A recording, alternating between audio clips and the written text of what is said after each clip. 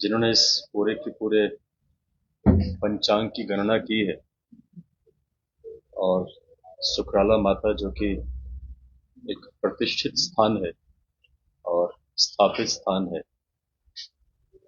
उसके नाम से ये पंचांग निकाला है। उस अवसर पर हम सभी आज शामिल हुए हैं और मैं ऑफिसर के नाते कम, क्योंकि उसी क्षेत्र का रहने वाला हूं और माता का भक्त भी हूं, उस नाते इसमें शामिल हुए हैं। ये जो कैलेंडर है, ये कैलेंडर कम और एक सामने डिस्प्ले होकर के जो पूरी पत्री होती है वो उस फॉर्म में बना है।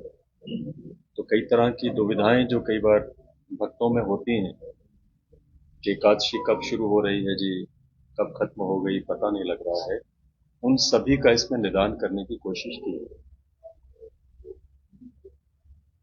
सभी को जो इसको लेंगे, मेरे को लगता है कि उन सभी को पसंद आएगा, अच्छा लगेगा।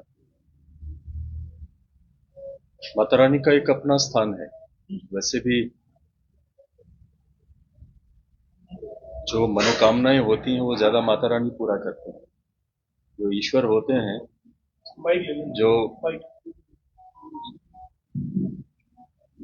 कृष्ण, राम, शिव, ये उनकी इच्छाएं पूरी नहीं करते हैं। लौकिक इच्छाएं माताएं पूरी करती हैं, क्योंकि माँ में ममता भी होती है, माँ में स्नेह ज्यादा होता है, पुरुष में इतना नहीं होता है। तो जो सबकी इच्छाएं पूरी करे, सबके ऊपर स्नेह बरसाए, वो माँ होती है।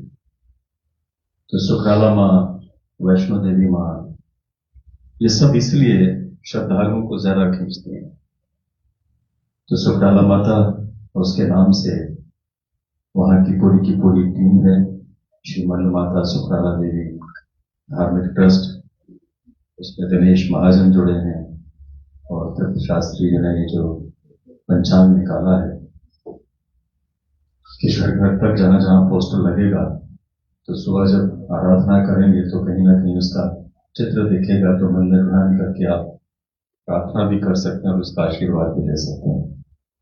और साथ में जो कहीं तिथियों का कंफ्यूजन होता था उसको भी दूर करने की इसमें कोशिश की। सबसे बड़ी बात यह कि ये 14 जनवरी को होना था, मकर संक्रांति के दिन, और मकर संक्रांति प्रकृति का पहला दिन माना जाता है। ऐसे तो आजकल जो हम कैलेंडर फॉलो करते हैं वो 1 जनवरी का होता है, लेकिन प्रकृति जब सूर्य के करीब धरती आना शुरू करती है, नए अंकुर फूटना शुरू करते हैं, तो प्रकृति का पहला दिन माना जाता है, जो उस दिन के लिए चुना गया। और हमारे शास्त्रों के अनुसार भी प्रथम दिन नवरात्रों में शुरू होना है।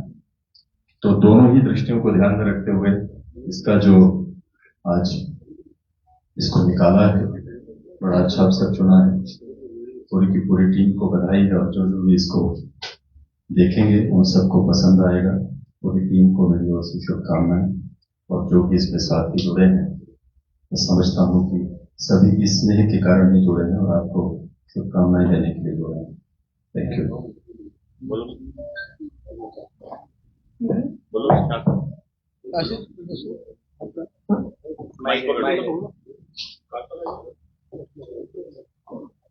ओम अंबा शांभवी चंद्रमौली रवला पर्णा उमा पार्वती काली हेमवती शिवा त्रिनयनी कात्यायनी भैरवी सावित्री नवजोवना शुभकरी साम्राज्य लक्ष्मी प्रदा चित्ररूपी पर देवता भगवती श्री कुल देवी नमोस्तुते। सर्वप्रथम है हमारे कठुआ जिला से ही, जिन्होंने बसोली में एक बहुत ही अच्छा गुरुकुल स्थापित किया, और जिनके पिताजी एक बहुत प्रतिष्ठित विद्वान थे हमारे जम्मू कश्मीर के। उनके साथ ही श्रीमान शक्ति पाठक जी IPS, मैं इनका हार्दिक धन्यवाद करता हूं, आप यहाँ पे आए और हमारे इस कार्यक्रम की शोभा बढ़ाई। उसके साथ ही राजकुमार गुप्ता जी, जो हमारी छाया, जिनकी छाया में हम चल रहे हैं, जो हमेशा हमारे साथ खड़े रहते हैं, कोई भी शुभ कार्य तो हमारे साथ हमेशा खड़े रहते हैं। शक्ति दत्त जी, जो बड़े भाई की तरह आशीर्वाद बनाए रखते हैं। हमारे राजेश्वर बसोत्रा जी, आपका बड़ा बड़ा धन्यवाद। राजकुमार गुप्ता जी, आपका बड़ा बड़ा धन्यवाद। हमारे शास्त्री जी, आपका भी हार्दिक अभिनंदन। हमने गत वर्षों में लगातार 3 वर्षों से हम कार्य कर रहे हैं। कार्य हमारी ट्रस्ट, एक छोटी सी हमने ट्रस्ट बनाई हुई है और माँ भगवती का ही आशीर्वाद है। जैसे इन्होंने माननीय मुख्य अतिथि जी ने बोला कि माँ की करुणा, माँ का आशीर्वाद ही काफी है। माँ शब्द ही एक ऐसा है कि वही जग जननी, जन्म देने वाली माँ ही है। और जो हम गाय का दूध देते हैं वो भी एक माँ। तो माँ का दूध और गाय का दूध, मतलब माँ शब्द एक ऐसा शब्द है कि जिस कारण हम कभी भी चुका नहीं सकते। तो माँ भगवती के आशीर्वाद से ही हमने कम से कम कोई 1000 से ज्यादा हमने माता के आशीर्वाद से ही जो माता के चित्र हैं वो भेज किए हुए हैं। 25-30 हजार हमने जो किताबें अपनी ट्रस्ट की तरफ से हमने निःशुल्क जो है वो बांटी हुई है। उसके साथ ही हमने अभी एक सिक्का लॉन्च किया था। कोशिश की थी कि जो ऐसे सिक्का 1 रुपए का 2 रुपए का सिक्का देते थे मंदिर में किसी को खजाने के रूप, तो हमने कोशिश की कि माता का एक चित्र जो है छोटा सिक्के में आ जाए। वही यात्रियों को जितनी हमसे कोशिश हुई हमने की कि यात्रियों को जो खजाने के रूप में वो दी जाए, जिसका माननीय उपराज्यपाल जी ने जिसका उद्घाटन किया था। और उसके साथ ही अब हमने कोशिश की है, 2 किताबें हमने लिखी है। पहले श्री मल माता सुगौड़ा देवी धार्मिक ट्रस्ट की तरफ से 2 पुस्तकें निकली हैं। पहली पुस्तक जो थी वो सिर्फ सुगौड़ा माता के ऊपर ही थी, जिसमें हमने दुर्गा पूजा की। और दूसरी पुस्तक जो हमने बिलावर के प्रमुख धार्मिक स्थल, हमने कोशिश की बिलावर के प्रमुख धार्मिक स्थल, जो धार्मिक विशेष स्थान जो माता के हैं, जैसे मल माता सुगौड़ा देवी, मल माता का नाम मल है और गांव का नाम सुगौड़ा है, क्योंकि सूखे को हरा करने वाली माँ सुगौड़ा। और महिषासुर के साथ माता का 18 दिन, जिसमें दुर्गा सप्तशती में जिसका वर्णन है और देवी भागवत पुराण में भी जिसका वर्णन है कि महिषासुर के साथ माता का मल युद्ध हुआ था 18 दिन। और माता ने उस वक्त मल अवतार धारण किया था, मल रूप धारण किया था। तो माता का नाम मल माता पड़ा, जो पूरे विश्व की कुल देवी है, विशेषकर हमारे जम्मू के डोगरों की कुल देवी, उसका हमने वर्णन किया। उसके साथ साथ ही हमने बिलावर में जो स्थित भीमेश्वर मंदिर, जो पांडवों के द्वारा बनाया गया और कहते हैं, हमने पूरा वर्णन किया कि 1 रात में वो मंदिर बना था। 1 रात में वो मंदिर बना था। जितना मंदिर 1 रात में बन गया उतना मंदिर, आज भी वो मंदिर बिना सीमेंट, बिना रेत के वो मंदिर आज भी खड़ा है। और उसके साथ ये हनुमान जी की शिला है जिसका हमने वर्णन किया हुआ है। और उसके साथ माता बाला सुंदरी माता, जिनका हमने वर्णन किया, वो भी पांडवों द्वारा बनाई गई मंदिर है।